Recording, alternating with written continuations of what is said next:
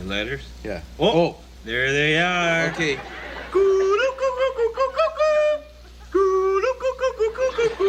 Good day. Welcome to the Great White North Canadian Corner. I'm Bob McKenzie. This is my brother Doug. How's it going, eh? And today's topic, what was it? How come Americans have twist off beer caps? Yeah. Okay. And so Canadians don't. This is Canadian beer, right? And here's a regular top, and you open it, right? But American ones, they don't have any, right? They twist off. Eh? You ever seen them? Yeah, I have. I was talking to them. Okay, so they go like jam or ketchup or other twist offs. The American beer is like that. Why is our topic? Okay, go. Okay, the reason why, is that Canadian beer is stronger, has more alcohol in it. Really? Yeah. And Americans got to drink more, so they don't have time to look for church keys and openers, so they just whip them up and drink, whip them up and drink, whip them up and drink. And that way they get more down in them in less time and then get the same effect. But my question to you guys is, why?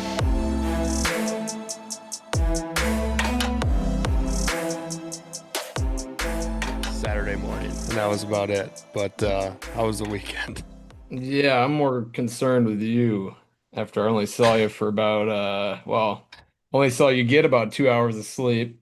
Then you went out fishing. But no, it was great. Really fun weekend out in Minneapolis. A lot of catching up with friends, some drinking. Um, wedding festivities out in the lake on Tonka a little bit, bar hopping around there. Some of my favorite joints of all time out on that lake. And yeah, shared a little bedtime with you for 2 hours, and then you were There you out of go. there. So I can't imagine what you were feeling.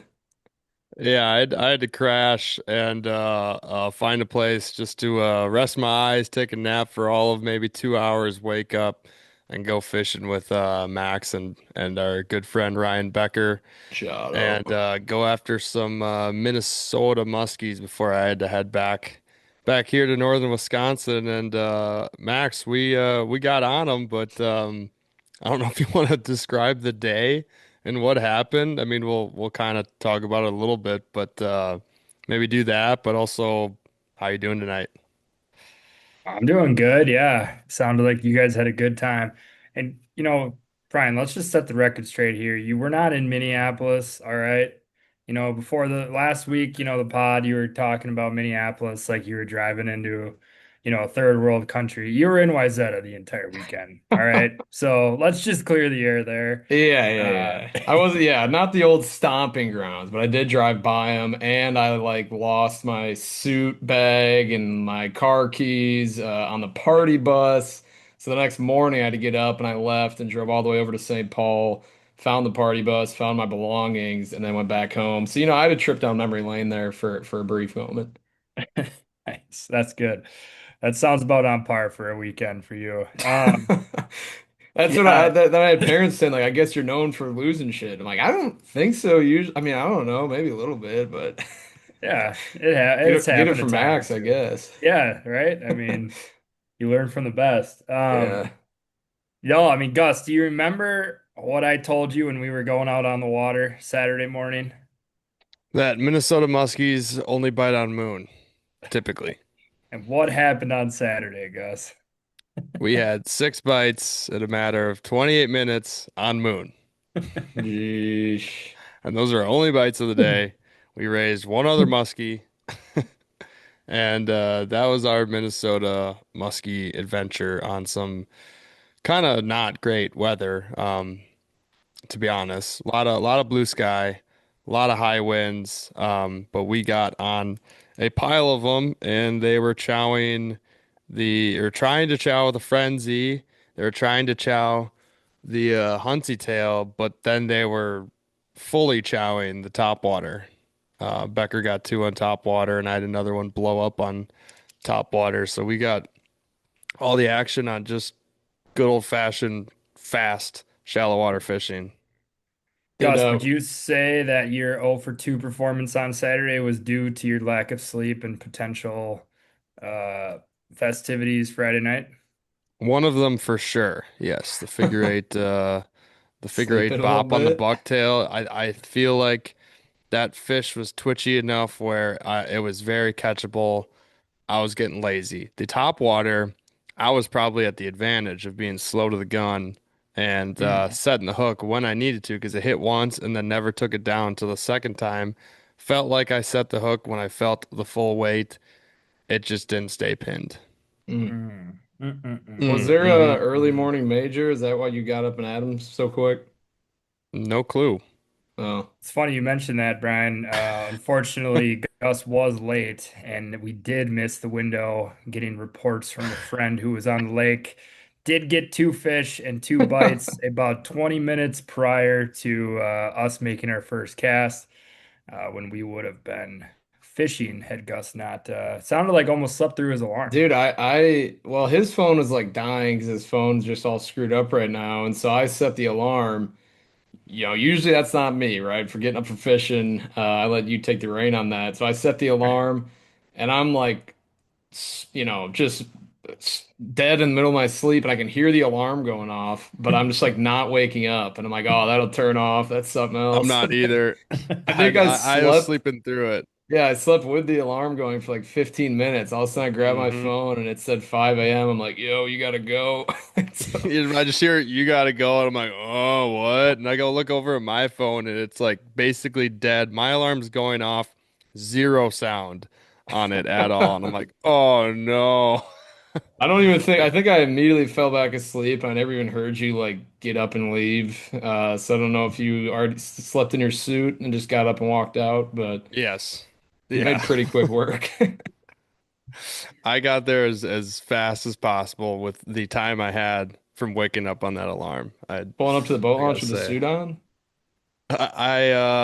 no, I changed in the parking lot. Another Oh, parking lot nice. change, just like I did on the way to the wedding when I got there. So Yeah, good yeah, weekend. just in the nick of time. But yeah, we got so we also on this pod, which welcome episode number 158 of the Mott Pod.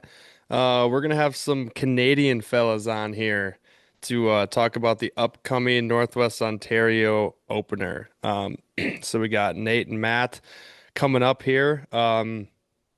Right before we get them on, of course, want to give a quick shout out to Thorn Bros and also Next Gen Muskies. If you want to get in on that, use code MOT10 for 10% off, MOT10. Um, I guess quick little update in the Northwoods. Um, the highlights have been some large fish caught on Huntsy tails once again. No surprise there. But the biggest highlight was probably Papa Manti getting the new big fish in Muskie League already, and it was his first fish of the year.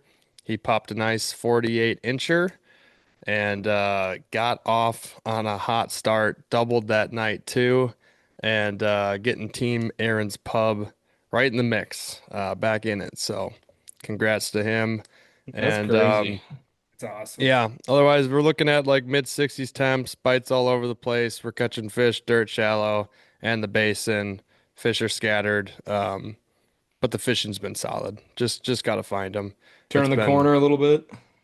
yeah, it's not as consistent as it can and will be in a couple weeks. But uh, but yeah, that's where we're at right now. I think unless you guys got something else to say, I think that's enough from us here. Let's get the fellas on, and we'll see you there.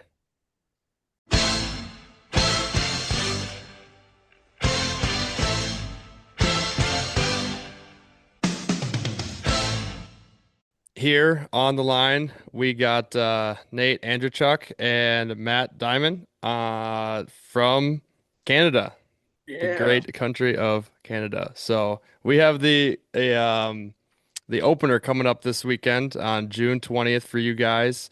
One thing I was going to ask is about, I know there's a ton of like Canadian openers or different time frames, but this is specifically Northwest Ontario for you guys. Is this like the last Canadian opener or the last opener for Yeah, any basically, muskies? yeah. Yeah, pretty much, yeah. It's the last one to get kicking and get going and stuff. And it's one of the furthest north musky lakes out there as well. Like you got Lac Seul, that's a little bit more north, in Sulico, 3.5 hours, and then there's part of the English River that's north of here that's only an hour away. We'll be fishing it this year. Actually, it's one of the last hidden gems that's Nice. untapped for muskie fishing. So hopefully good things happen when we get up there and go hit up that water too. So it should be a magical summer this year, actually. Is it Hell yeah. is it hard for you guys to see everybody else fishing muskies, the last almost a month now or more for most of the Wisconsin guys, and Minnesota opened up a couple weeks ago? Or are you guys just staying busy enough with the walleyes and multi-species stuff that you're not really paying much attention to the muskies quite yet? I mean, we both were out guiding today. I had over 100 walleye in the boat. We had a 27 and a half, a couple 24s. But the truth is like, I don't know, they're not musky fishing on Lake of the Woods. So what's there to be jealous of? Yeah, that's a good point. And we get enough in here and we catch enough fish in our season that it doesn't matter really. And Hell yeah. everybody happy to see everybody catching fish and the way the muskie industry's gone in the last 20 years even, it's great to see how many diverse anglers there are and how many good anglers there are in the sport now. Absolutely. So maybe describe Nate and Matt both, like I guess we've never had you on here before. Maybe give us like the quick rundown on what got you hooked into muskie fishing, how'd you start the guiding thing, and then kind of where you're at now with like who you go through the lodging or guiding, I should say. Sure. Go ahead. So I'm originally from out west. I grew up like out in the cowboy country out in Alberta. Family vacation across Canada in RV, stopped at Lake of the Woods. First cast in the lake, caught a 36-inch snot rocket or a northern. And then a couple of years later, family discussion came up where we wanted to go for the summer. So we ended up renting a place on Lake of the Woods. And long story short, 26 years later, I'm still here. I've been guiding for Totem and Wiley Point Lodge for this is my 19th season now. All the way up from a dock hand all the way up to head senior guide. And just a passion for fishing, passion for the outdoors, passion for being the guy who puts people on their dream fish, whether it's a walleye, bass, pike, muskie, lake trout. But the muskie thing kind of came after. I was originally a bass guy, and then I had enough of them eat my bass out here that I was like, maybe I should try chasing one of those. And then was instantly hooked. And I kind of got in the perfect timing where, I mean, we'd go out and catch 5 or 6, 38.5-inch muskies almost every day. And now those 38.5s are 48, 46. And the fishing it's so fantastic out here. You have 14,000 islands, million acres of shoreline. We've got super dark brackish water out here in Big Narrows, and we've got clear, like crystal clear, gin clear water up in Ptarmigan Bay out on the east side of the lake. We got tons of current, stuff like that. So it's hard not to fall in love with the muskie thing. But we're also lucky enough here where like your average day of muskie fishing, you see 12 to 20 follows. And your ability to kind of, I'm a huge proponent of like muskie fishing is as complicated as simple as you make it.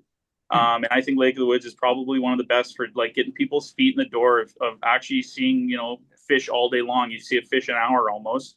And then, educate the figure eight. Figure eight's key out here, but instantly fell in love with those big fish. The bigger, the better. And then it's just the ability to work an area out here and not have other people all over you. You're not trampling over spots or waiting for people to finish. So that's a huge other part, but it's hard not to fall in love with Lake of the Woods. And I mean, being a guide is a dream that I've had since I was a kid. So I might as well started guiding.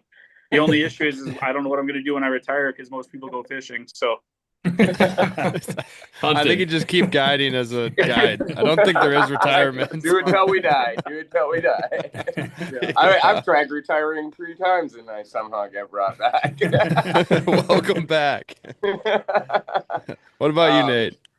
With me, I was a big time, like Matt was a big time bass angler from Thunder Bay, Ontario. So it's only 5.5 hours east of Lake of the Woods, and all northwest Ontario I pretty much have at my doorstep. So I was heavy bass fisherman. I won a bunch of tournaments when I was a kid growing up and that. And I worked at a fishing store and I said, hey, I'm going to go guiding. And I came out this way. I worked at a fly-in where I was telling you about the part of the English River.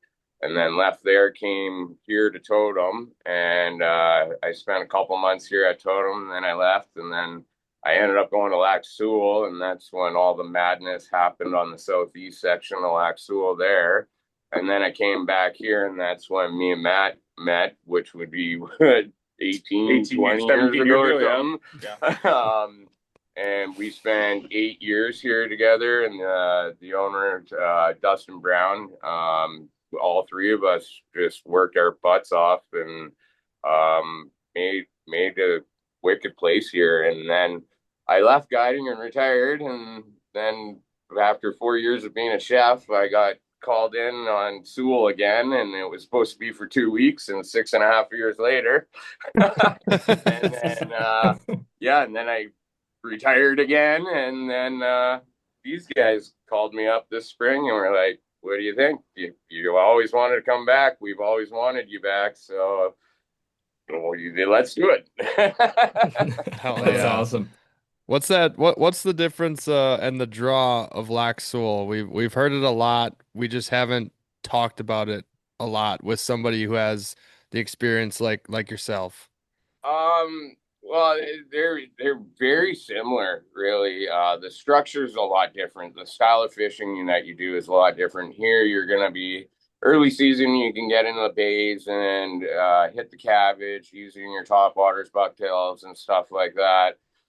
But as the season progresses, right away, like even in early July, you'll start seeing fish go out on the rocks, using the rock grease, the rock points, and they'll be foraging more on bait fish and that. Where Lac Seul, I can throw topwaters until the end of August, and I can have 4 people in my boat, and from opener to the end of August, I'll just throw topwaters all day long. Man, like I will throw bucktails and stuff too, but basically topwater because it's a reservoir there.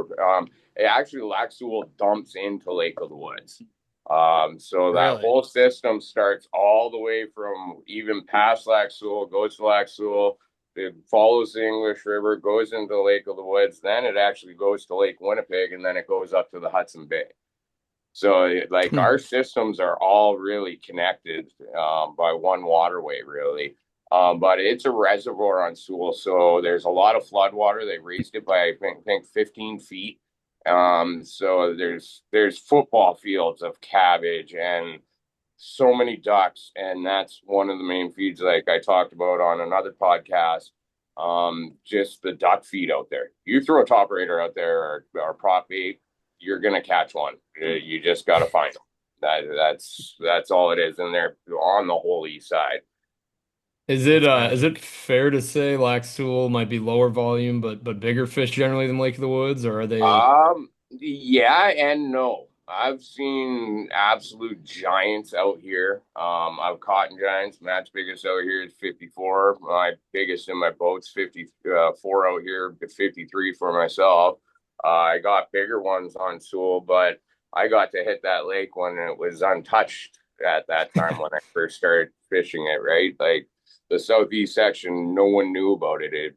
Me, my buddies, Greg Marino, Colin Goss, Brian Cole, all those guys, Chris Edwards and stuff, we broke that whole southeast section open. Like no one knew about it, so we were the first ones to touch it. But Lake of the Woods, like Matt was saying, like 20 years ago, the average size was 38 to 42 inches, and now you're going to be looking at 45s to 48. And like I was saying about the sport of muskie fishing, it's gotten so good and so big, and people are learning how to handle fish better, not be letting them go with gills bleeding and everything like that, where the survival rate of muskie now are way up because of the handling skills of other anglers and anglers nowadays, because they have the knowledge about it. So the numbers here are ridiculous. Me and Matt went out one day here, and we got 17 in the one day, and we stopped fishing 3.5 hours before sunset. Yeah. We were going into prime time, and we're like, nah, no, How'd no, you okay, feel? we're done. Shake them off. How'd you feel? I caught 16 and Matt caught the 17th, and he said, "I'm not netting another fish for you today."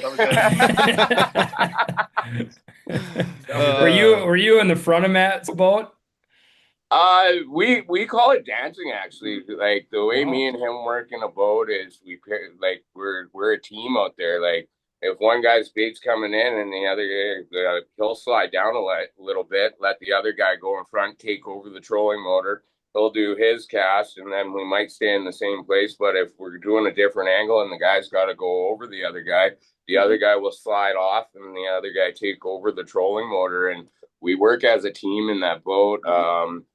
Another guy I fish with on Sewell, Steve Demonsky, is the same way. Me and Matt actually kind of developed the system way back when, and I've kind of taught it to these other guys and stuff that I've guided with through the years, and it just makes it work so easy. It makes it fun. You're working together. There's no egos. There's always a little competition, but it's more about putting fish in the boat and just working as a team to make that be accomplished. That seems like quite the workout. Little Canadian you wait shuffle. until you hear Matt talk about trees and stuff that he taught me. Oh, Jesus. You think you're going to go flying out of the boat. It's a lot. I mean, it is a lot of work, but again, I have a group that comes out here every year, 6 days, 3 guys. We boated 23, hooked and lost 18, saw over 100. So the long dog days don't really exist at that much. But yeah, I mean, it's a lot of work, but it's worth it. Oh, Most yeah. of the time. Most of the time. We're Brian and I are taking notes here because Gus is a guy, and he always is controlling the boat from the back. Brian and I are the ones up front. So we know we've had a little I guess we have our own little corals up there, trying to figure out exactly who's in the better position. So there's a lot of mind games that go on throughout the day of kind of stepping in front of each other. So we can learn a thing or two from you guys, it sounds like. Matt, I gotta ask, so you said you started guiding, what is it, 18 years you're going on now? 19, yeah. 19 years. So Lake of the Woods, we've heard from we've had a couple other guides on from up in your neck of the woods, and big thing that they've told us is like it feels like you could kind of fish that lake for an entire lifetime and not really cover everything. Have you found yourself like exploring quite a bit over those 19 years, or how does that even work? Like, I mean, how are you going about a day on the woods? Like when you're I actually teach. I do all the guide training here for the young guides, and the number one thing I get, whether it's customers that come here or people that talk to me online or the junior guides, is the immense size of Lake of the Woods. Now the truth is after about 10 or 12 years out here, if you're doing it right, Lake of the Woods is very small. There's only so many islands. There's only so many areas. And it's sort of, I can't drive through a Chicago without getting turned around without a GPS, but if you put me on Lake of the Woods, it's like the back of my hand, no map, no GPS. It's fine. The biggest thing is just find areas, dissect it. I was lucky enough that I caught the end area of when paper maps were our only source. So we literally we'd have a map that all of the young guides would have hanging on the wall. We'd throw a dart somewhere on the map of Big Narrows or whatever side of the lake, and we would draw a 6-inch circle around that. We'd spend 2 days fishing every day, even if there was nothing there, you'd fish it. And that sort of makes it easier to, instead of coming in and fishing, a giant 1,000-acre bay. We come in and we cast 10 times at one rock. We cast another 10 times at this fallen tree, and then maybe 5 or 6 casts at this cabbage bed. All right, let's go. So you're able to break down Lake of the Woods into areas that hold fish, active fish. I mean, the truth is like even in the bay here that Wiley's in, you could probably catch 5 or 6 muskies just fishing the entire bay here. But if you can get on a pattern and you can dissect the lake and find out where and what it is you're looking for, it's just time on the water is a huge part of it. But I mean, it is a daunting thing, and it's not marked very well. Even these new maps that are out, they aren't exactly,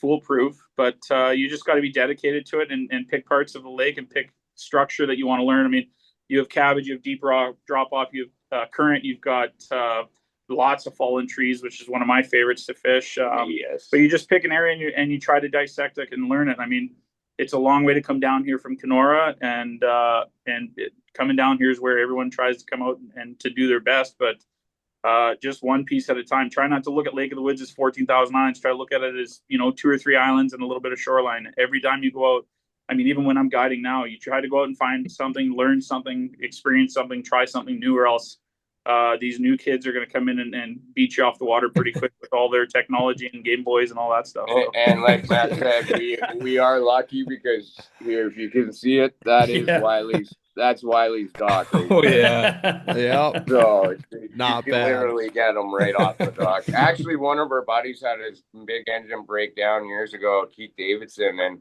so he just putted around the trolling motor in the little bay here and on the docks, and they boated 6 that day between him and his 2 brothers. that ain't bad. Like, Yeah, They probably beat a lot of other boats out there getting. yeah.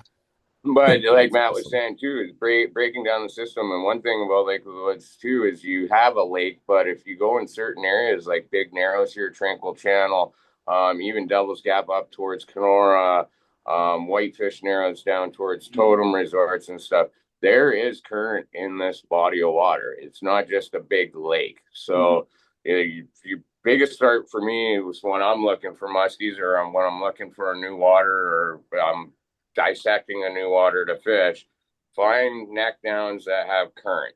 Muskies are natural river fish. They're natural to current, so they will flock to it.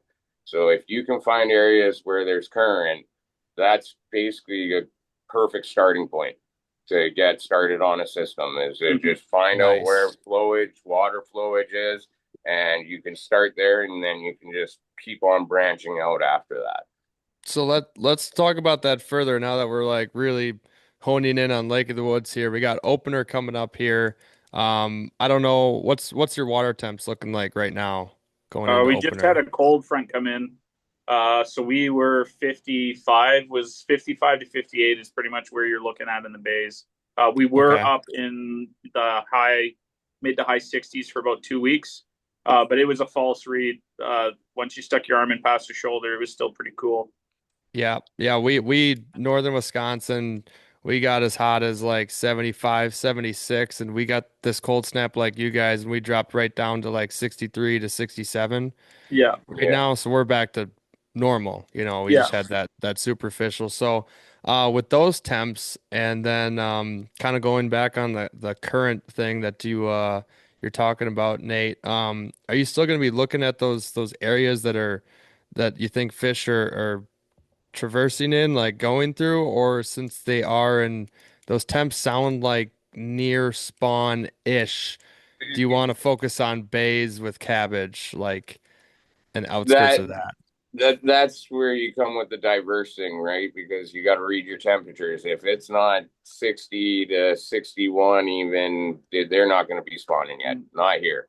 They'll still be out on points and rock bars and stuff where the bass are hanging out, and that until it hits about really 63 to 66, that's prime time spawn for them here, which that can mean trouble for us coming opener this weekend if those temps don't get up to those heights, and they could be lockjawed because they're just worrying about the spawn. But I'll be going like the current areas I was telling you about. I'm off just to the side of those current areas in bays, like you're saying, and hitting cabbage and using showgirls, smaller bucktails, the IC7s, ringer, and then baits like that, and then using your top raiders, your pacemakers, your little sisters. I use smaller top waters this time of year, and then I start upgrading the size on them as the season goes. But I'll be trying the bays, but if they're not working, then you got to start plugging away and doing anything you can to find an active fish. And fish are just like people too. You're going to get ones that spawn early. You're going to get ones that spawn late. You're going to get ones that are angry, ones that are slow and lazy. And it's just getting out there and pounding away. And the more you get that lure in the water, the more chances you have of getting success. So Nate, you strike me as a topwater guy. Yeah. You brought Wait, you how brought do it you up a say that, couple Max? you brought it up a couple times. So I gotta ask, maybe give us your top two favorite topwater baits, and maybe give us what makes it a good topwater bait as far as like when you pull one out of the package. Some of these top waters can sound a little different. You talk about your fat bastards. We got a couple of those that like That's it too. some squeak really good, some don't squeak as good. Is there any like little kind of maybe nuances to these top water baits that you find one you're like, oh, this is a winner right here? Yes, I tweak mine a lot too. I'll do different things with them, but first, I don't even like to buy one if it's not in a package. I have to put it in my hand because I actually hold it with the tail down against the body and I spin it. And if it can spin rubbing against the body, then when you turn it this way and it's pulling just against that bead, that it's going to spin flawlessly. And like with a top rater, if you got ones like that, you will actually get the whistle of it, not just the plop, which yeah, they love those ones. Or I'll even take my pliers and hold the blade and I'll just crimp the blade a little bit like the fat bastards on a top rater or on the little sisters and stuff. I'll do that. Or I'll even take the bait and I almost try to snap it in half, like where I bend it out so then it is rubbing on the wire a little bit and it does that like swoosh noise, or it gives that little bit of ring, gives a little bit of rub, sends out a little bit more vibration out there that's different than everybody else. So if it's a little bit different, it's probably going to get more attention. So are you saying we are doing a video pod here, and I grabbed a top rater that is sitting right here. I'm like, wait a second, I think I have one of these sitting around. Just mail it to us. We'll do it for you. So just like a Lake X, you're saying take that like the tip of that and bend it out almost like No, so right where your tail is in the palm of your hand. yeah. So right there. I'll actually bend that. Okay. Towards the front. Bend. Towards the front. Towards the front. Perfect. Yeah. All right. I might have to try that. I mean, And this then is a new one, so we'll see. Even grab the bait and grab it by the tail and try to bend it a little bit, loosen it up in the tail section. I snap a lot of them, like brief on it pretty good. There you go. I went through my last season on Sewell. I went through, what was it, 26 of them, and I snapped them all in half and fish did it. It wasn't just, but it's because of the tweaking I do and stuff. But when you boat 78 fish in 34 days out there and don't have a day where you didn't catch one, that's stupid Lac Seul numbers. Like you just don't have that happen. Is there a water temp that scares you away from top water? You got to go to something rubber or no? No, we have so much wild rice up here and everything, and there's so many ducks. You should see at our lodge right now. We got a flock of geese here with all their babies wandering around camp all Are day they taking long those down like crazy? Oh yeah, I watched them take down seagulls. I've watched them take down full-grown ducks. Eagles. That's Have you crazy. watched them take down a goose? Because we had a funny story of, I think it was the first guest we ever had on, talked about a muskie eating a goose nicknamed One Bite. Do you have a I've one never bite? seen one take a goose down, but I've seen them take goose babies. Well, there's that one study that they did in Minnesota too, where they were checking the bellies of muskies, and they had, I think it was a 53 or something, and they ripped 2 full-grown cormorants out of it. Yeah. Yep. That's why they're they'll top eat water 'em. in the fall. Yeah. Yeah. The only They thing must. I'll add to that is the only thing that him and I always wait for on opener is if you don't see any duckling or goslings around, then we don't throw top water. Yeah. Fair enough. Yeah. Yeah. That makes sense. Then it's the bucktail, Then it's bucktail bite. heavy. Yeah. So what I was gonna ask actually about the opener, because you have so many spots at your disposal, so many fish. It's way different from when we were on, opener. We could be fishing a 150-acre lake, where you're fishing a spot and you're looking at 500 acres just in that spot around you between the islands and whatnot or whatever. And we usually dissect it, go slow. If they're not active, we just bounce, which would be like the same as you maybe just go into a different section around an island or something like that. Are you going to be a little bit more fast and furious on this opener or openers in the past, or do you like to slow down a I'll little let bit? Matt start and then I'll jump in So, after. it's from a guiding perspective. So, like we all have, I know Nate and I have, I'm not sure about most other ones, but we call it a milk run. And you basically have anywhere from like 10 to 15 spots that you'll go hit. And it's pretty fast. I mean, you take your time, you make sure you fish it thoroughly, but every single one of those 10, 15 spots are different. And then what you do is you use that as your template.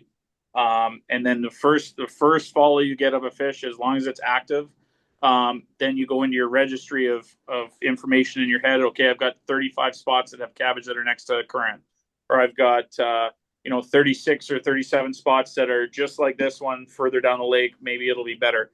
And then you go and hit 5 or 6 of those, and if you don't see a fish, all right, that was a one-off. You go back to your milk run, and that's sort of how you do it. Now the opener is always a bit of a run and gun because you never know really where those fish are. The craps. And one thing him and I are really different on is I changed my program a couple of years ago. I won't go back into the back bays on opener.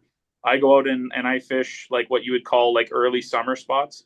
And the reason I do that is I want to be the first guy with the crack at those 50s that they're done spawning, get out of the bays. We're already out of here. And it's worked out well. I go out and throw the water wolf, the small shadzillas. Maybe I'll go throw a little tube or something. Bucktails, you just slow roll them out in that open water. And I've done fairly well doing that. I don't do the numbers a lot of the guys do, but I'll usually pop off a 48 or a 50 on opener. But that being said, I mean, it's so it's so heavily dictated on what the weather's going to be like. If the current's up to 5 or 6 miles an hour in here, then that changes things. It was snowing up here 20 some days ago. Yeah. So it happens quick up here. And today was the first time I've had my guy catch cabbage when we were throwing into 5 feet of water for walleyes today. So like even the cabbage is just starting to grow now too. And we're 5 days away from opener. Behind a little bit because we're still behind in the Northwoods. There's still some spots. I'm going on our local chain of lakes here, and I'm like, why is there only like a foot and a half of weeds here? These should be like a foot from the surface, not even. Yeah. So that would mean like, I obviously before opener, I take all my gear out of the boat and I'll go take the trolling motor through the back bays and I'll see if the cabbage is there or whatever. But if there's no weeds, you find the other cover. So trees, current drop offs, rock piles, reefs. Muskies won't hide in stuff or try to ambush in stuff that they know they're going to be seen in. So you find stuff that is going to be there. Trees, I'm a huge fisherman of trees. I love fishing timber. I've made a career out of that. But that's the other thing here, right? Is like, if there's no weeds around, it's not like, well, pack the boat, boys. Like we're not going to see anything today. It's okay. Let's fish one of the other 6 different structures we can try to make something happen on, right? Yes. So let's talk about trees because that's something we do here as well in northern Wisconsin. We have a lot of flowages, and even our small lakes, have a lot of downwoods. We have a lot of cribs that the DNR dumped in a lot of our systems, years ago that will hold fish. But what are kind of some of your tactics? You don't have to give away all your secrets, obviously, but just I'm more so curious in how you're pulling these Canadian fish out of this wood, Other than top water. Other than top water. Tell them. Tell them.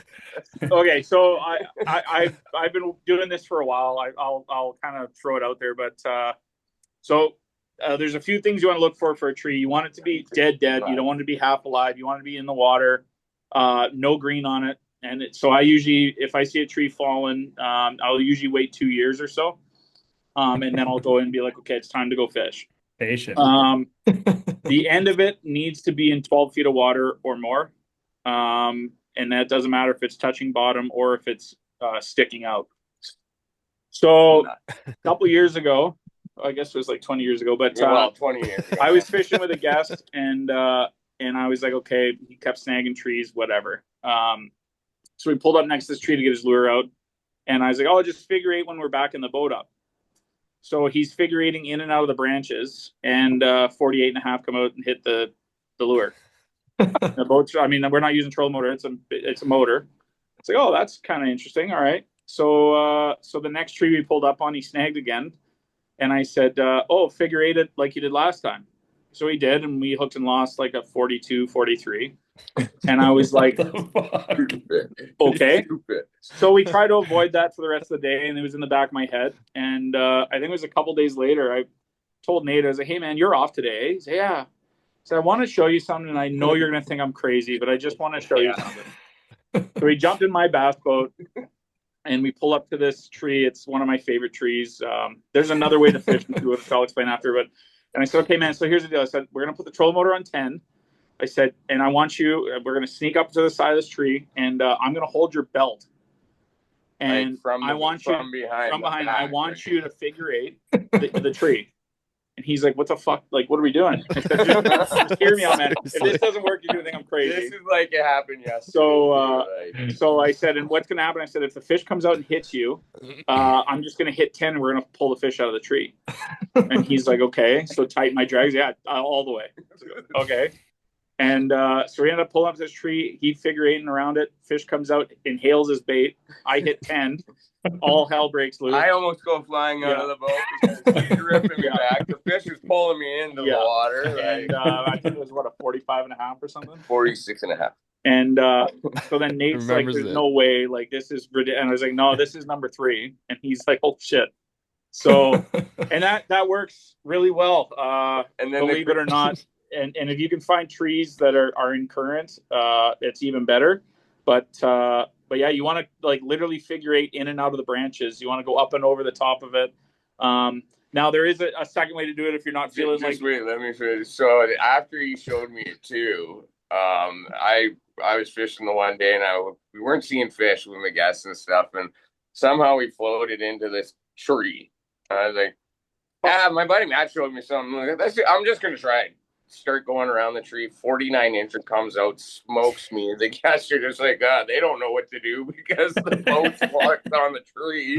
So I'm having to get this thing out without the engine and by myself. And I'm like, God damn it, this really works. Yeah. And yeah, we still do it to this day. Yeah. Like it is one of the craziest things I've ever done, and he's the one that came up with it. Yeah.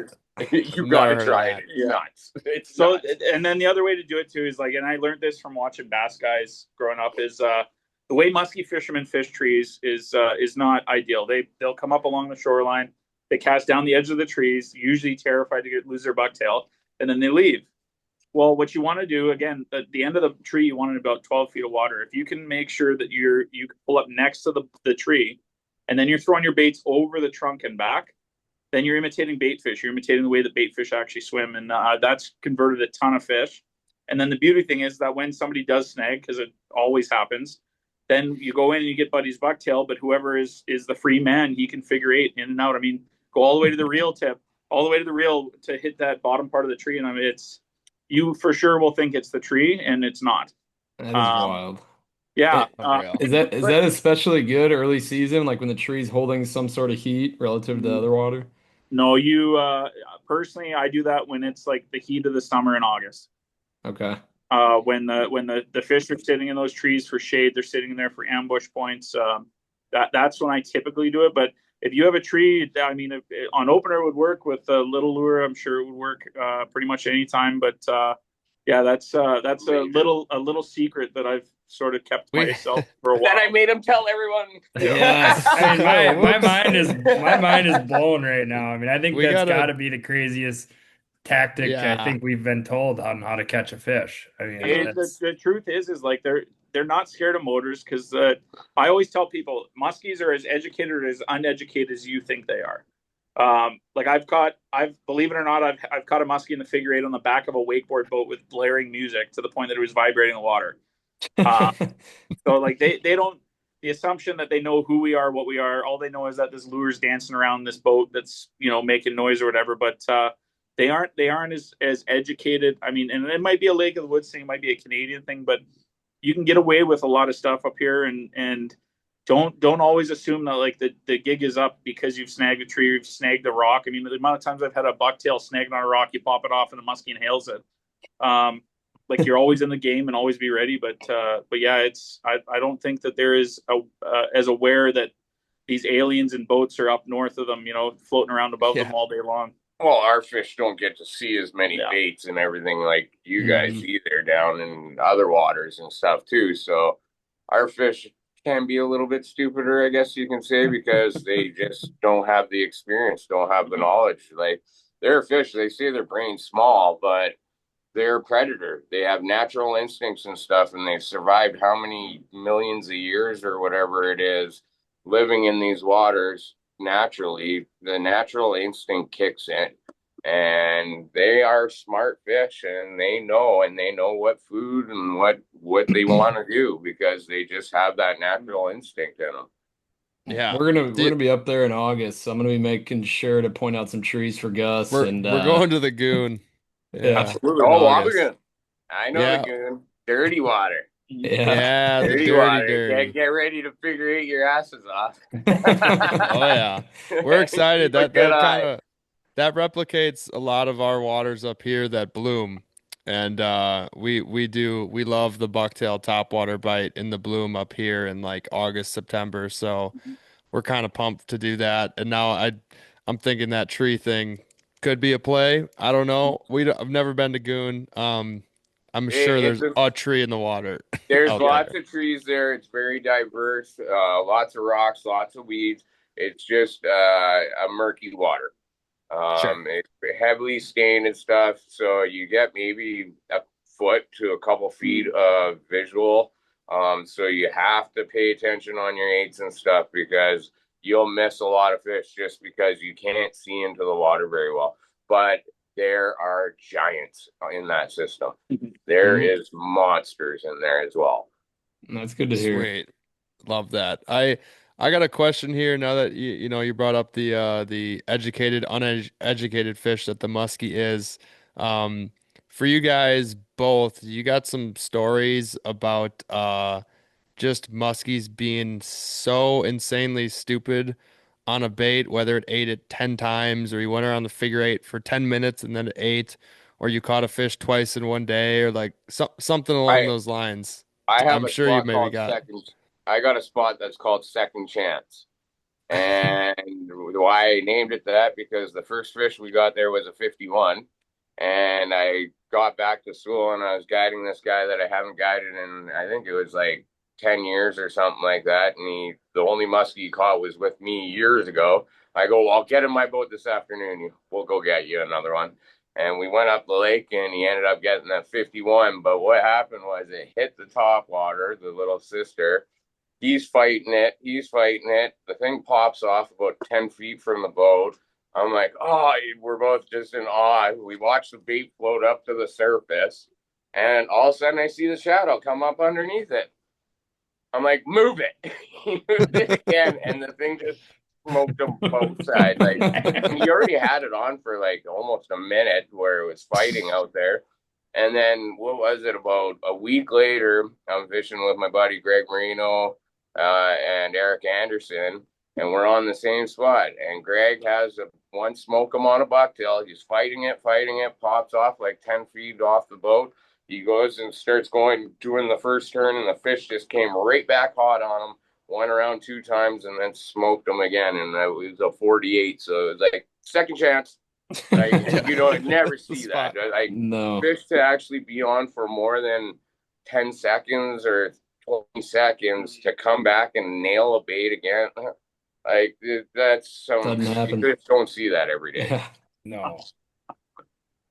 Mm-mm. You really Do not. you have one, Matt, or you maybe Yeah, gotta think about it? I got Miracle Tree, and I know that tree. I spent 6 days straight with my Kroll boys that come up from Chicago every year, and it was named Miracle Tree because it was a miracle that they had not caught this fish. I think we counted. It came out into the figure eight, rocketing at top waters, missing bucktails like 30 times. Jeez. And so I was like, oh, I guess we're going back to Miracle Tree because I'll need a miracle for you to catch it. And so he finally caught it the last day of his trip. And we can't play the video anywhere in the internet because the swearing at the fish was like classic Chicago. But yeah, so that Miracle Tree. But I mean, we probably went back to that tree probably eight or nine times every day, and that fish would come out like a rocket every single cast. We'd That's wild. reposition, go again. Oh yeah, it was. I mean, it was painful for me because it's such an easy catch. But What were they doing? Were they botching figure eights or pulling it out of its mouth, or what was? like poking the fish with the rod, and oh yeah, like doing Oh my sharp God. Yeah. turns. Yeah. This. yeah, like yeah. I mean, the stuff you see sometimes guiding is It's unmatched. like your guy's Unmatched. figure eight, and all of a sudden he stops and looks at you like, "Did you hit the fish with the rod? Maybe." Or he just stops and goes, "It's too big." Yeah, It's like, well, you wanted to catch it, but yeah, but that's what happens. Like even if you think about when we were first starting out in this game and stuff too, we had the same kind of things happen to us where you would pause or you do too tight of turns. Like when I first started muskie fishing, a 6 foot rod was a big rod. Like imagine trying to figure eight with that thing. Now there's guys that are using 9-10 footers every day, all day. Like so musky fishing has become a lot easier than it was back in the day as well, right? So, but it's just getting people into it. People are going to screw up, but that's the whole point about the learning experience and guiding too. I try to tell guys, what's the first stories you tell about when you get back home? The mistakes or the little mishaps that you have happen are the first stories you tell before the good stories. yeah. I go, so obviously they mean something. Then it just keeps them in the game and stuff like that too. And I think too, like it's easy. I think this is probably universal for most muskie guys. Is like, and the guiding thing kind of keeps it in perspective a bit more than going out every weekend. But I mean, we have guys that are in their 60s, 70s, 80s that come up and like, we booked this trip. We want to catch one muskie. It's been on my bucket list for 80 years, and it's like, wow. We catch 60, 70, 80 of them summer, and it's like, oh man, it's a 40. Like that sucks. That's half of them. So it's cool that that's still something that you experience guiding to, is like the whole mystique of like it's a muskie, right? But it's I don't know, it's such a goofy sport from the mistakes to like the highs of highs and the lows of lows. It's almost like dating. It's well, and like Matt was saying too, like being a guide and stuff and seeing how happy these people are to catch them and stuff, it helps keep your passion going. Yeah. Like me and Matt, when we guide, we don't fish at all. No. We'll kind of show you figure eights and help you along, but we don't cast a line out there. We're more about boat control, watching the guest baits, letting them know when a fish is coming, because a lot of times they can't see them and stuff. But when you see that person holding up the fish and the big smile on their face, and that it brings a passion in you. And I know it does for me as a guide, that I just made that guy's day, and look how happy he is. And it brings back the memories of when I was first catching my big ones and my first big ones, and the passion I had. So it keeps that passion alive when you get to see that every day. Yeah. No, Absolutely. I think that's a great reminder. You guys hit something on the head there for me too, just about the mystique of the muskie. I think after you do it for long enough, not that the shine ever wears off, but it is cool when you talk to somebody who's like, I've always wanted to catch a muskie. And, for you guys and Gus, like guiding those people to it, I could imagine would be awesome. But I do want to maybe talk a little bit about figure eights, because, we've heard from a lot of people that Canada, figure eighting is just so important. And you guys talk about, how you'll have these people He that says, yeah, I say no. yeah. Well, you'll have these people that come up, maybe this is their one trip a year. And I even remember back, like, I don't know if Gus remembers this, but like long, long time ago, like I knew how to figure eight, but sometimes when that fish comes in behind your bait, you just kind of freeze, right? And I remember there was one time where I had a fish come in, and instead of, figure eighting like I was in the front of the boat, I literally just had the bucktail, and I brought it all the way around the trolling motor and all the way back down the other side of the boat, because I just wanted the fish to eat it. And this is a long time ago, but like I still remember that. You remember that? And you're like, turn it. Yeah, you're like, turn it, you dumb fuck. Where are you going? Why are you walking down the side of the Don't come But back it's to like- me. But like I mean, again, this is when I was really green, and like, you're still just like, your brain just kind of, malfunctions a little bit when you see these things come in. So what are you guys like telling your clients, maybe that are on the newer side? It's like, hey, you're going to get 12 plus follows today. So like, we gotta make sure we kind of have this program dialed in a little bit. stay still. plant your feet, have your feet ready, and have them in position that you're going to be able to set the hook. But be as still as possible. When you bring that bait, bring it right into you, and then turn it either one way away from you, but never bring it in and turn it into you. Yeah. Because now you're turning that fish that they're going to get to see your silhouette, but when you bring it straight into you, that bait's kind of blocking its vision. Like when you put your hand in front of you, it's blocking whatever's in your vision. So you're doing that kind of with your bait, and then you bring it down when you're about to come into the boat, and then you hook it around, and then now that fish you're in a blind spot for that fish. Because every turn you're doing, you're actually turning it away from you. So it's not coming into you, it's always turning away. Yeah. I'd say too is like a lot of the figure eights that I see, it's not necessarily bad figure eight, but it's it's the 2 or 3 other guys in the boat that are suddenly sticking their head over the side of the boat, walking around to see the fish. Yeah. Or, oh my God, the guy who grabs the net when the fish is still in the figure eight. Like, what are you doing? And then now there's this 8-foot net flying around in the boat's moving. Like, until the fish is hooked, you don't move. You just keep your feet down. Same thing is like, if buddy's working on a fish and your lure's out there, let it sink. Like if a lure sinks to the bottom, like you're gonna get it out. But like the last thing I want to do is like the guys that work there with top water while you're figure eighting the fish. Like that's arsenal.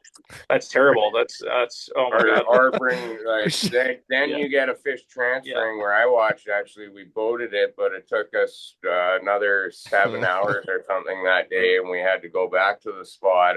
I think it was like 8 or 9 times, because the first time we had the fish up, first guy should have caught it.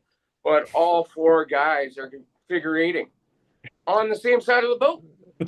So the fish goes from one to the next, and you can see it just slowly dying off. That the activity's going in it, that it's going in it. And it's like, what are you doing? Like, whoever's got that fish, let them work it. Let them, don't try to steal a fish. Don't just let the guy work it, because it's all a team effort, right? Whoever's in the boat has a little part of that fish. Either the guy's got to jump on the trolling motor to help out, a guy's netting it, the guy's moving rods out of the way. Like, everybody's a team in that boat to make it successful, really.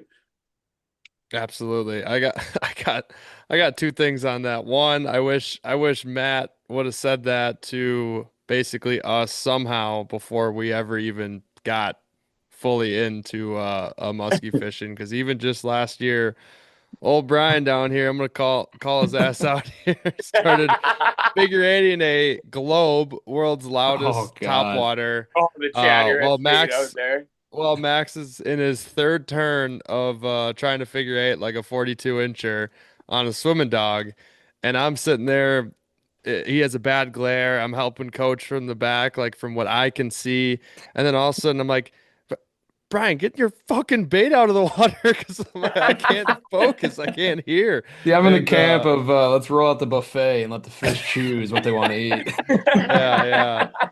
But then like, take it. Come on. But then they've just done, just like random shit. Like I've had a few experiences in the boat where like, like you tell a client like there's 2 instances that were pretty funny that the clients just kind of go off on their own, but then caught a muskie because they did that. Like one time, side image a backdoor fish, all 3 guys casted at it, nothing happened. And then the front 2 guys went back to cast in the weed line, and I never said anything else, and the back guy just kept chucking back there and chucking. And all of a sudden, after like his 4th cast back there, I was about to say like, yo man, I don't think it's gonna eat, and then he caught it. Like it ate. Just taking the same cast back there, and I'm like, straight line. What? Okay, I'm like, I'm just gonna not say anything anymore. And then the other time was one guy was the middle guy brought in his bucktail, had one hot on it. I think his rod tip blasted a weed, stopped the blades for a second. Fish kind of, I don't know exactly where it went. And I'm just like, keep going, like try to get the blades going. And without saying anything else, the front guy just slaps his bucktail in the water, does a couple turns, and then he catches it. I'm like, that's we got it. You never know with these fish, right? No. Like look at back in the day, Bob Messacomer. Yes. But there's that video of him, and he's just got a bucktail, and he's flapping it on the top of the water like this. And all the bucktail's doing is going like this, no blade spinning or anything, and the fish came up and smoked him. Like, so sometimes just things will happen out there that you can't explain and stuff, but you just got to remember that, okay, that was just a stupid incident, got lucky, and don't try to throw it in your repertoire, because I've seen guys do that, have it one time, it's a big fish, and then they try to do it, and you see them screw up fish all the time. There's one thing I want to ask both of you, and if you've ever done it before. And Canada's basically the only place I've ever heard about this is like a force feed in the figure eight, where you basically just switch back 180 for a fish that's just been following, and it's not necessarily getting lazier, but it's also not necessarily fired up to just chow it, whether it's a bucktail or whatever. And you just 180 it right back in their face and force feed them. I've never done that, because I feel that you're slamming the lure off the fish, so that's almost like snagging them, in my opinion, because the fish isn't chomping, you're just slamming the bait into their head. Really, that's the way I look at that. But me and Matt have had times we got a video that's a 10-minute video of just a figure eight, and this fish, and it was probably 52, 53, something. And it was chasing me around on like a wiggle. I was going underwater, top water, and you see the thing fire up, slow down, fire up, slow down. But you just see me keep on going. Finally, I got so tired. I'm like, Matt, get your bait ready. He's like, what? I'm like, I'm going to be ripping my bait out of the water. You rip your bait in the water at the same time and transfer. And he's like, what? We're transferring. And so he goes, and I'm about to rip my bait out of the water. He goes down in, and the fish goes right off of mine onto his, and then he figure eights it for another like 4 minutes. Yeah. Fish didn't end up hitting that time, but we gave it an extra shot of it, because figure eights are hard on the body. Like you guys brought it up. Like I tell guys, do a half circle after every cast, not a full figure eight. You're just wasting energy. For all the years that I've done this, for how many fish I've actually seen blow up out of nowhere, it's a waste of time. Save it for when the fish is there. Save your energy for those prime time moments when your window's open.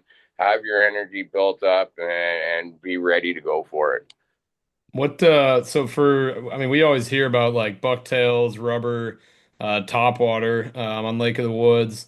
For opener, are you guys getting into glide baits, jerk baits, diving eyes, anything else? If it's colder season, like if the water's cooler, for sure, just slow down that presentation where it's just not straight, the more stop and go. Even dubs down to the bigger X wraps and stuff like that, where you can twitch them and get them to act all erratic, but then they pause and they sit there, and you get a lot more fish that way because of that slowdown in that pause over just a straight reel in, so you get more of a reaction strike out of them, not necessarily that they really wanted to eat it, but because of the pause and it hangs in front of them, that okay, easy meal, and then they take it. But it all depends on water temps. Yeah, we've had openers out here where I've thrown a top water walk the dog, like a Weagle, the full size, the 14-inch, and I've caught 2 fish on opener. And then another year they won't touch anything other than like a single MEPS number 5, right? So again, like, and up here the weather's so different that every opener is sort of a different program. But the fish stay on the same stuff, they use the same bays, and it's just like I'm a huge fan of like keeping notebooks. Keep notebooks on water temp, wind direction, time of day, and then obviously water temp. Water temp is your Bible. That's where you base everything. It doesn't matter if you're walleye, bass, pike, crappies, muskies. It's like that's your holy grail. As long as you can keep that number somewhere written down with information, then that's your cheat code. But yeah, every opener is different. I mean, and Lake of the Woods too. Like 5 years ago, we had a record high water. We were 6.5 feet above what our normal level is, right? I mean, the spot I was catching fish on that opener is that's shore, But yeah, keeping notes of like water temp, wind direction, and then water level. If that's something that changes on your body of water, for sure, is a huge just helps, right? It's a wealth of knowledge that can help from year to year. As guides, we're out every day, all day. So even if you don't guide for 3 days, like you feel like you've missed a month of the season. So anything you can do, whether you're a weekend warrior, you're somebody that's trying to do this as a professional, is notebooks. Keep a record, keep track, try to keep things, because then next year, if you have a slow day, you can go into your notebook like, oh, I went and fished that day on the north side down by Queen Island. Like, oh yeah, you go fish that. There's 3 muskies in there. Perfect. And like Matt was saying about water levels, I've seen it where 3 inches can make a difference. Just 3 inches of water level can make a difference on a spot of them holding in there every day to them not holding in there whatsoever. Just that minor little bit of water height or water difference of lower or higher can make a difference on a spot. But if you don't tune into it and notice it, you'll just keep on fishing it, and you're fishing dead water. You've seen fish there before in the past and that, but because it's not the water level, you're not going to see them there until that water level gets to that height. And if it never does, you just wasted a whole summer on that spot trying to pick away at something that's just never going to happen. So it's got to be diverse too, where you got to adjust yourself and adjust on the milk run and do what the fish are telling you, right? Like some spots will always be banging every year after year. Some spots will be banging, but then fish will change where this spot's hot this year, this spot's hot this year. Don't get locked in on a milk run. You got to have an open mind and be able to switch it up and do the change. And if spots aren't working, like I tell guys, if you fish a spot 10 times and you only see 1 muskie, is that a good spot? Or when you fish it 10 times and you see 8 muskies in those 10 times, is that a good spot? What do you consider a good spot? I'd rather have the 10 and 8 times over 1 and 10 times. So I'll flip the switch and I'll go, okay, this spot's out of the milk run. Yeah, I did see a fish there, but not seeing enough of them there. So throw it out of the milk run. I'll kind of jump into it every once in a while, but I'll start hitting other spots, and all of a sudden, bam, I hit a spot that now I'm hitting 10 out of 10 that I'm there. Yeah. So it's just being diverse and being able to adapt to what's going on out there. How often are these water levels changing out there? I assume Lac Seul is a little bit more volatile to that. No, Lake of the Woods, it's gone up 3 inches in the last week, something like that. Yeah. So, and it's probably gone up about a foot or so since we got out here, probably closer to 2 feet. Yeah. Wow. So it changes because they're all dammed, right? Lac Seul's got a dam on it, Lake of the Woods got a dam, so they're all dammed and controlled. So it can change at any moment out here. Like you can blink.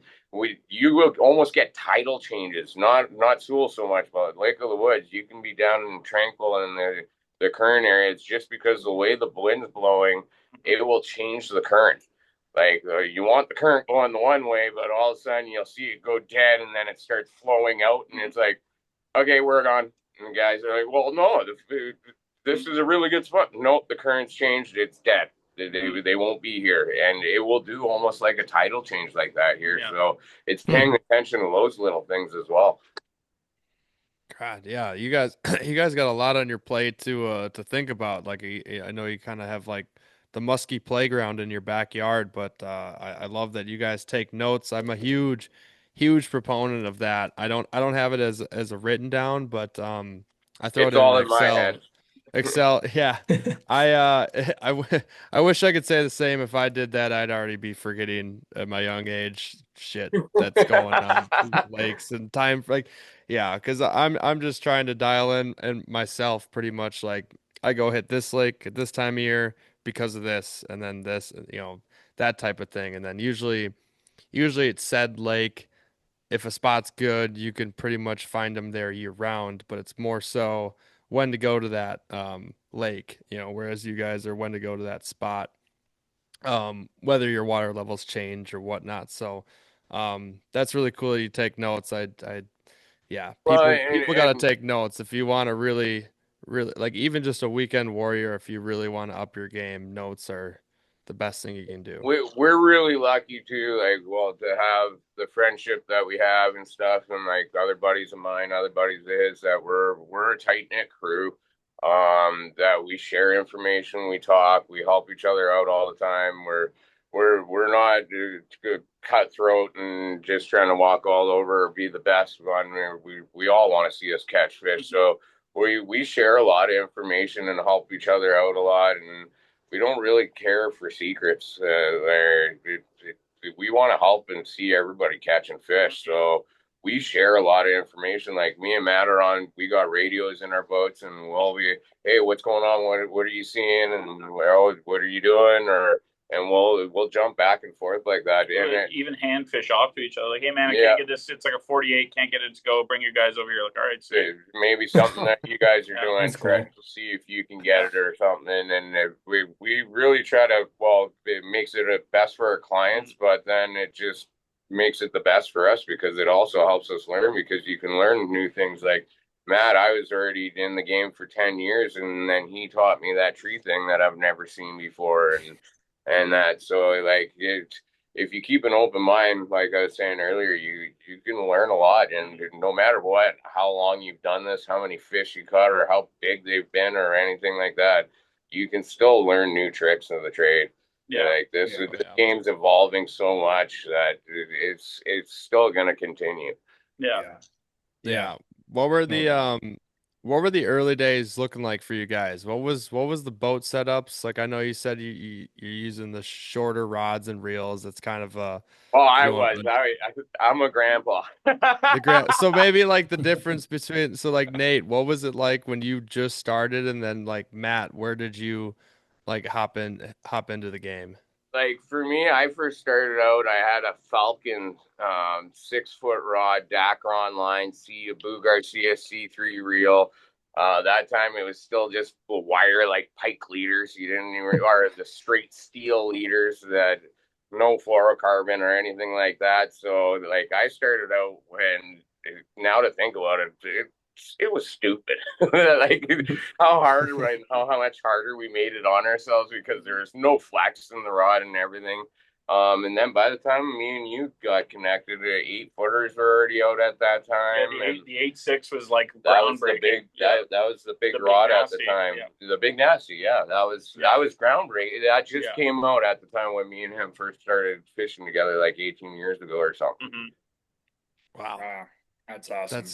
Did like musky anglers at the start of when you're throwing the Dacron or whatever, do we keep Abu Garcia in business? Everybody had an Abu C3, like everybody you ask. I would say we made that business. Because I would blow up 3 or 4 of them a season.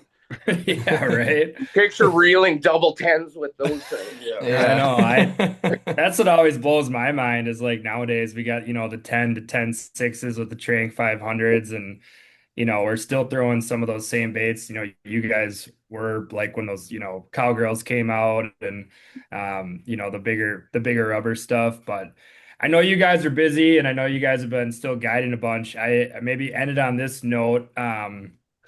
And keep on going for a little bit if you guys want. We love talking got some stories. I got. All right, I guys got one.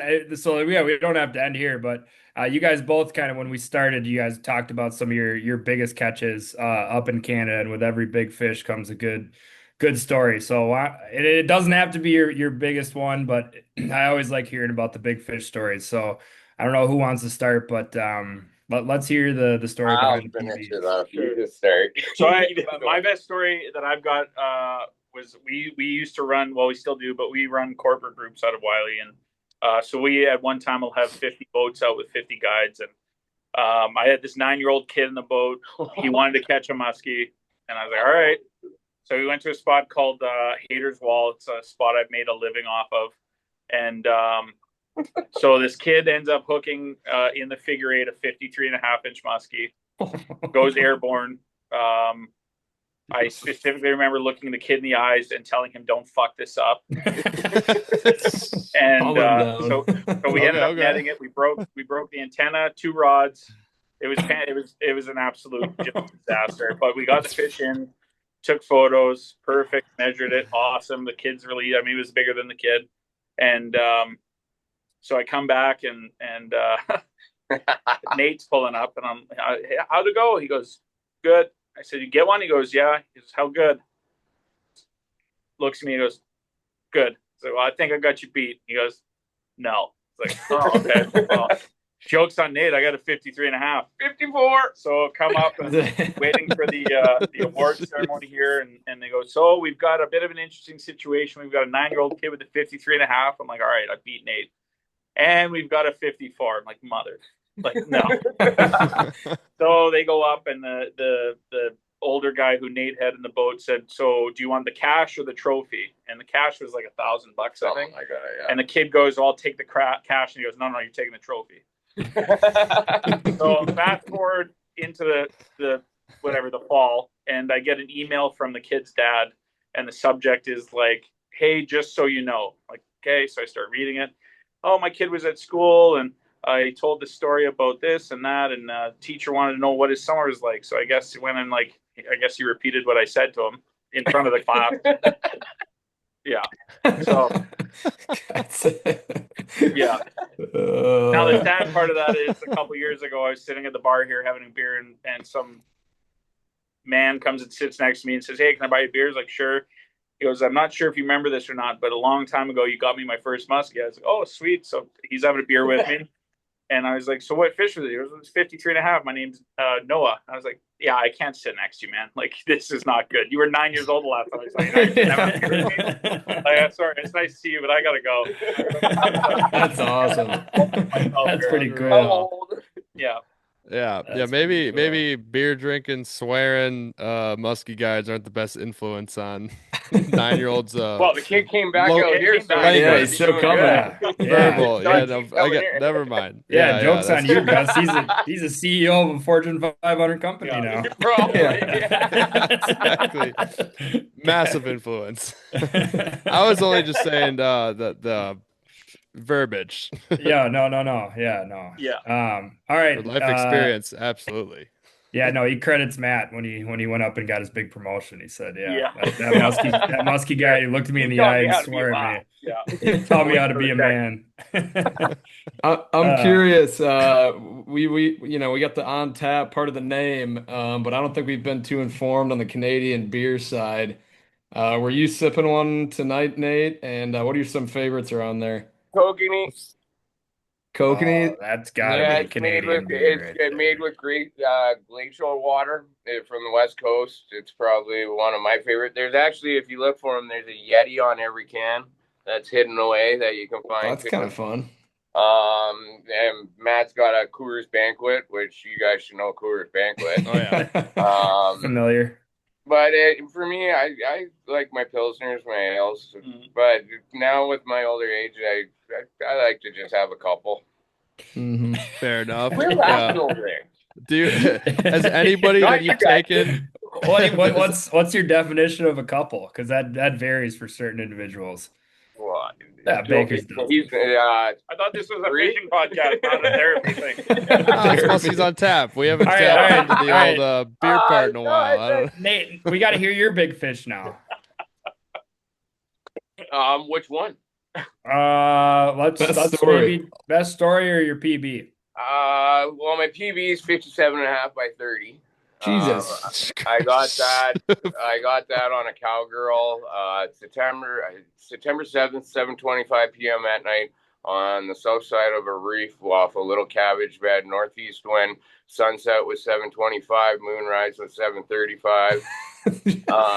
I was by myself when I caught it. There's a video on YouTube of the release.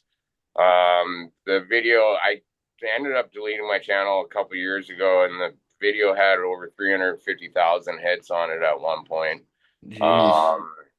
But yeah, it was estimated at Larry Ramsell actually looked at it, the world record guy that converts and does all that knowledge, and he said it's legit. He's looked at the video and everything, and they estimated it at 64.86 pounds. Is that a Lac Seul fish? But I've been fortunate enough. Like I got in the game like I'm old, I guess. Well, not that old. I'm only 44. Just quit shaking your head. Only 44, but I was lucky enough to be in fishing, and like my dad had me charter fishing when I was 3 and stuff like that. So I've done the industry for a long time, and you laugh, but here, look, I'll show you. There's me driving a charter boat at 3 years old on Lake Superior. Nice. That's Nice. epic. I was fortunate enough to be involved. My family was all heavily into the outdoors. We had a family cabin and everything, and I always wanted to be a professional fisherman. So I went gung ho about it. Like, even when I came up to these waters for the first time and stuff, I would get done my day guiding, and I was right back on the water fishing for myself or fishing with my buddies to learn more water. I would come home with just my last paycheck because I would spend money on gas just to learn, get out there. But like I said earlier, if you're not out there and you're not winging, you're not going to catch the fish. So for spending the hours on the water that I did, I got really lucky. And actually, I handed off, what was it, 26 50 inches before I caught my first one, which was the 57 and a half. And guys, That's incredible. Yeah, guys looked at me and they're like, why are you handing them off? How are you handing? They're paying customers. I'm not going to sit there and boat fish for myself. Like, my first Lac Seul muskie was a 52 that I handed off to a 12-year-old kid, and it made his day and everything like that. So I was lucky. Like, I got 17 in my boat over 55 and 7 over 55 myself. So I've been very lucky to be able to catch fish. That's that 57 and a half. Oh, God. God. That's That a thing's a freak. brick. So tall. Yeah, it's a big one. That one's another one that's 55 and a quarter. Oh, yeah. Wow. I mean, that might answer. I was going to ask you guys, what's the biggest fish you've seen in Lake of the Woods or Lac Seul? Yours might be that 57, but do you guys have any ghost stories? No joke or anything. I've had 60s on. I've seen 60s. No kidding. Like, I do have a picture of a 61, but that doesn't get talked about very often. This is the first time that I'm really saying anything about it. Like, as you can see, there's. Jesus. Yeah, that looks absurd. Those are muskies. So yeah, I've been really lucky, but those fish are out there. It's just spending the time on the water, and like here, Eagle Lake, Lac Seul, you got the English River just north of here. Any one of these waters can produce the next world record or have the next world record. And with our waters, they're so cold that the fish grow so slow. Yeah. Like down in St. Lawrence or Minnesota or something, a 50-incher of yours is going to be 15 years old, where a 50-incher up here is 30. So we're lucky to have that because they grow so slow that they're so obese and fat. Like, they don't have skinny tails or anything. It's just thick throughout the whole thing. So we're lucky to have that. So we get extra pounds on our fish that other people don't because of the growth and everything that we have up here. Makes sense. Well, there's about 6 years ago, fishing with a guy from Green Bay, and he's caught tons of big fish. And this is the biggest fish I've seen on Lake of the Woods. So we ended up fishing off this reef. I'd seen a fish there before. That's the one down south of. I know. Yeah. And so he throws out, and I mean, this thing was huge, and that's still one of the biggest fish I've ever seen. But ended up figure eighting it. It was right up on the surface. So I was like, oh yeah, that's a 50 plus for sure. I don't usually say that because unless we measure it, it's a 49 3/4, whatever. So yeah, so we figure eighted it, then we pulled off, we waited 5 minutes, threw back out, fish came up, blew up on a topwater, chased the boat. It was massive. Then we went to the next spot and we boated a fish. And I was like, oh yeah, that's like 46, 47. It was 51 and a half. And that's because it was so much smaller than the fish we saw. And so the guy that I was with, he had like 50 or 60 50s himself. And he just looked at me. He's like, we aren't leaving that spot, and we're fishing that for the next 2 days. So we literally didn't fish another spot. We just we'd go to a spot nearby, come back and pound it. But we never saw that fish again. I've never seen that fish again. I mean, I fish that spot all the time, but that fish had to have been at least 8 or 9 inches longer than that 51. I mean, it was massive. It was huge. So, but I mean, the truth is, we talk about this all the time. Is there's parts of this lake that are 300 feet deep. I mean, there's muskies here that have probably never even seen anything other than lake trout. You know, they come up, spawn, and then they disappear back down to the depths. One of my favorite spots is the wall, and when you cast ashore, your lure lands at 3 inches of water, and if you cast the other way, it's in about 85 feet. And that is the absolute best area on Lake of the Woods. I mean, it's just of 26 over 50 that I've caught, 19 have come off that shoreline. So Wow. That's wild.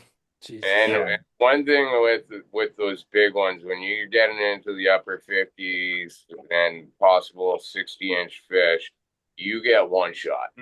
One shot, and that's it. You'll get the one time that it comes out, and you got to convert it that one shot, or you'll never see it again. I've had, I don't know how many fish that size and that where I've seen them. They've gone into figure eights and that, and I've never seen them again after 20 that. years. Like it's just a one shot when you run into it, when it's up into the haunt, when it wants to feed, and then it's never there ever again. You can fish it all you want, and you'll never see that fish in that haunt again. It's just a one shot. But that's just like I said, spending time on the water, and then you get those chances. I had one fish, another one. This was before I caught my 57.5. Actually, the same year as that.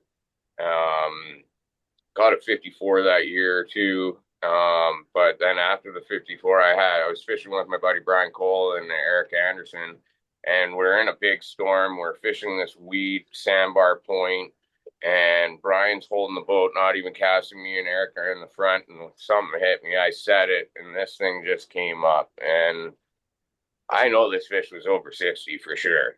I don't know how much, but it was big. It was like this deep. The head was still under the water, the tail under the water, the back's out of the water. I'm trying to pull it. And it just opens its mouth and goes, cook, cook, cook. My bucktail goes flying, and the fish sinks and disappears. And I fished that spot religiously after that. And do you think I saw it again? Never. And that fish was so, both of them are like, you just lost the world record. I'm like, I know, shut up. No, I didn't. No, I didn't. And then all of a sudden you see me walk to the back of the boat. I'm like, Brian, start fishing. I'm not fishing anymore. And I didn't fish for the rest of the night. I couldn't.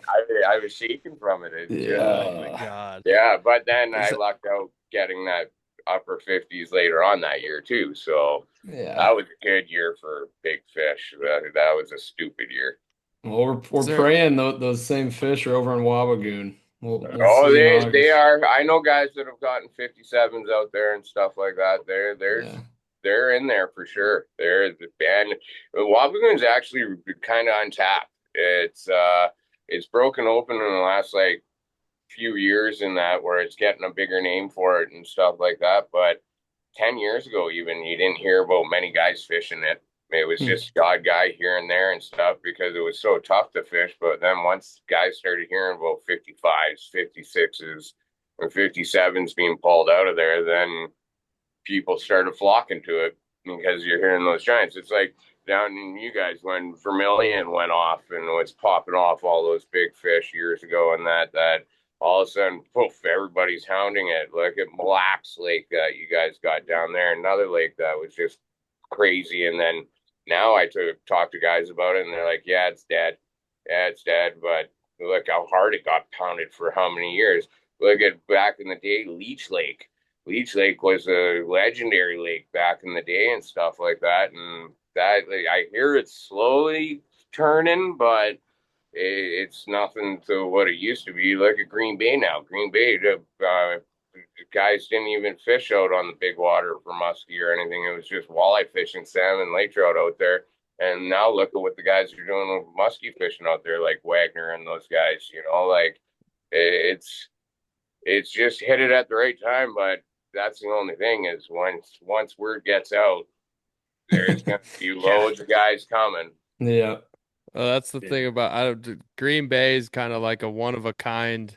Because, like, I hear stories of, like, what it was, but then I talk to people now, and what it is now, maybe you don't go out there and exactly just absolute piss pound them like crazy, but the top-end fish and size average is way up to what it is because the fishery is now finally, like, old enough where you get But like that fully top end. I mean, there's yeah, the 57 pluses out there are getting caught year after year. So that's what keeps people going there. So like the crowds are there for a reason and whatnot. And yeah, the Minnesota fisheries are kind of a different animal.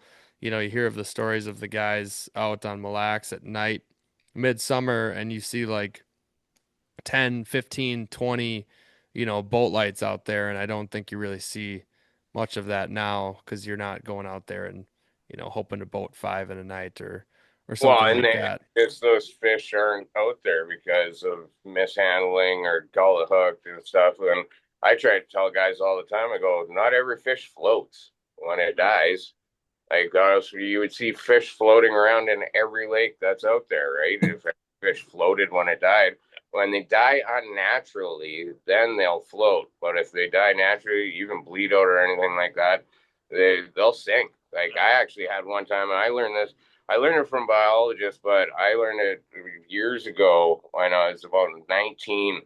I was fishing this little lake called Muskie Lake in this flying camp, and I caught it on the original tube, the Tiger tubes by Lindy. This is way before Red October and all that. They were the original makers. They made a big 10-inch, and then they made like a little 6-inch. And I caught this 36-incher, and it was hooked fine. Everything, there shouldn't have been any problems. Released it, it swam away, and it's a small lake, so you can fish it 3 times over all the spots. And the second time around, all of a sudden, we're going through the spot where I caught it, and I looked down, and I'm like, oh, crap. And there it is, laying on the bottom, dead. Like, and I don't know what happened to that fish or why it died, but it right there shows like you can do all the handling skill and the best handling and everything that you want, cutting the hooks or anything, but you really never know if the fish is going to live or not. Because you can't see it afterwards. Once they swim down there and go, if they just turn over and drop Right. on bottom, how do you really know? I actually had one time out here. I caught a 49-incher with my guest trolling, and it took me about a half an hour to get this fish to finally kick down and go and swim off. And I sat around for 5 minutes. I was like, no, guys, we just got to wait a little bit and see if this fish comes back up.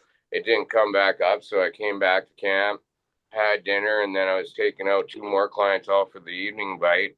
And I was like, oh, I'm going by that area just to see. I want to see it. And while I'm driving by, all of a sudden I see this white thing on shore, like on the edge of the water line. I'm like, what the hell?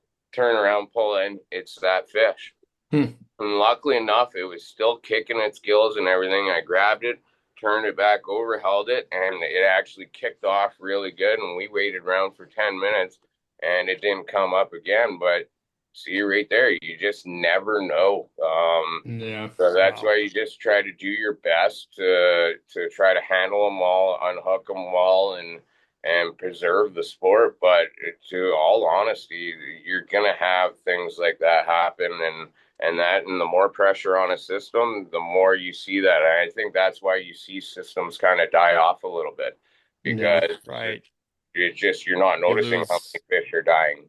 Yeah, you lose a little bit of the population. So I got a question for maybe just we'll talk about Lake of the Woods since you're both on that right now.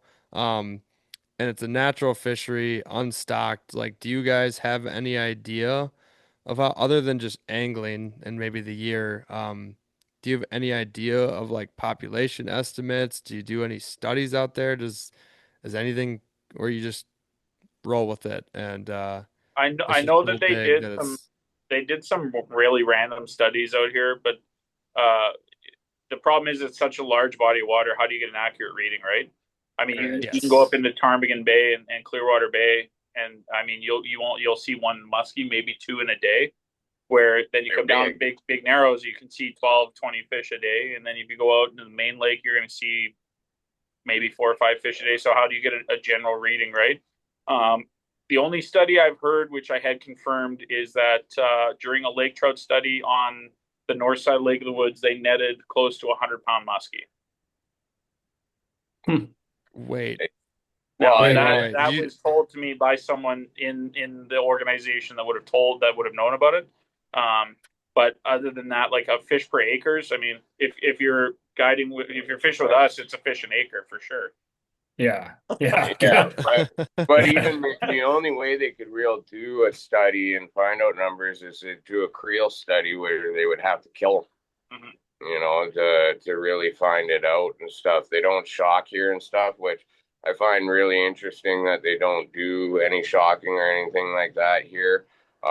Their studies up here are all creel studies where they kill the fish.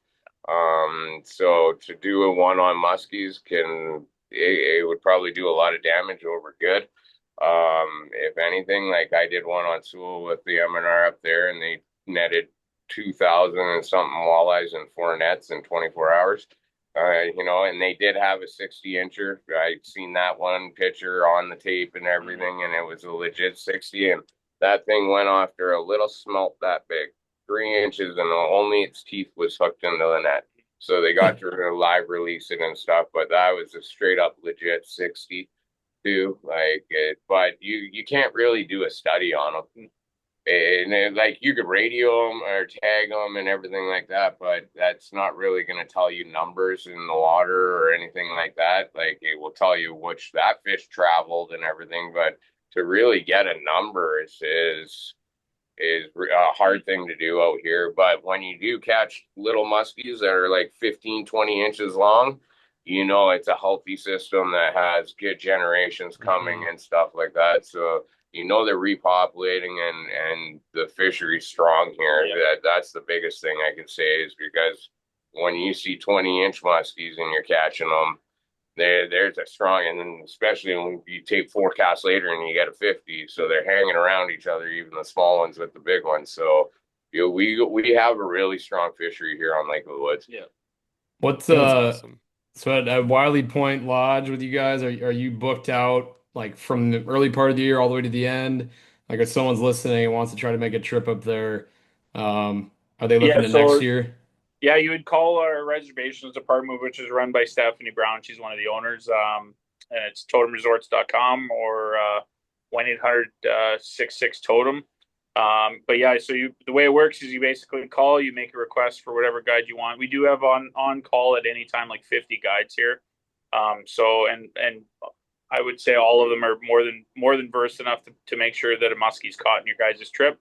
But yeah, so for myself, Nate, a couple of the other senior guides, like we're booking almost in 2 years in advance now. But all it takes is you call, you ask, we can sneak in, make sure something happens for you. But yeah, that's the best way to do it, is you call, get information, and you put in a request. Awesome. Oh yeah. What part of what area, sorry, of Lake of the Woods? Big Narrows. We're in Big Narrows, so we're down in the heart of Lake of the Woods. Yeah. Pretty much where the X is that you want to be on Lake of the Woods, we are the X. Like you can't get it. You can go out in an evening and catch 30, 40 walleyes just off the dock. Yeah. In the evening, you can catch bass off the dock. You can catch muskies off the dock. Like, it's awesome. It's just it's a sick body of water, and we're in that spot. So awesome. That's Hell sweet. yeah. That is Hell sweet. yeah. Well, gents, I don't know if we got anything else to tackle here. I don't know if you guys got to get up and guide in the morning. I got to get up. Oh yeah, we're back at it. Yep. Yeah, I figured so. I figured there's not many. I got a couple days guys off. from Germany actually right now that. Nice. Oh hell yeah. Hell yeah. Oh, nice. That's awesome. Germany. Get them on some fish. So, yeah, good luck on opener. Send some reports. We'd love to hear them. And good luck to everybody else fishing the Ontario Open, the last opener for muskies. Yeah. Awesome, Hopefully it's guys. a good one for you Awesome. guys. Thanks for having us, fellas. Yep. Yeah, thanks for your time, guys. That was a lot of fun. Not a Appreciate problem. you. That was deadly. We'll have to do her again. Absolutely. Yeah, absolutely.